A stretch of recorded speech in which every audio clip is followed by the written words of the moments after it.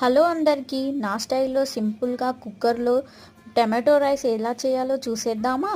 So ఫస్ట్గా cooker పెట్టుకొని అందులో నూనె వేసుకొని బిర్యానీ దినుసులు, సన్నగా తరుక్కున్న పచ్చిమిర్చి, ఉల్లిపాయలు వేసుకొని బాగా మగ్గించుకున్నాక చిటికెడంత పసుపు, అల్లం వెల్లిగడ్డ పేస్ట్ వేసుకొని బాగా మగ్గించుకోవాలి. ఆ తర్వాత టమాటో ముక్కల్ని వేసుకొని బాగా మగ్గించుకొని ఒక లిడ్ పెట్టేసి మళ్ళీ ఓపెన్ చేసుకోవాలి.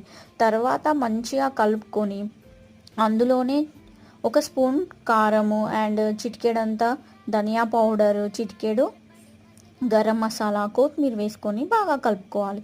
అలా కలుపుకున్నాక మనం 1 కప్ రైస్ తీసుకొని దాంట్లో వేసేసుకొని 1 కప్కి 2 కప్ ఆఫ్ గ్లాస్ వాటర్ వేసుకొని కుక్కర్కి మూత పెట్టి విజిల్స్ రానివ్వాలి. విజిల్స్ వచ్చి కుక్కర్ మూత తీసాక చూడండి ఎంత చక్కగా మన టమాటో రైస్ అయితే రెడీ అయిపోయింది. సో ఇక్కడ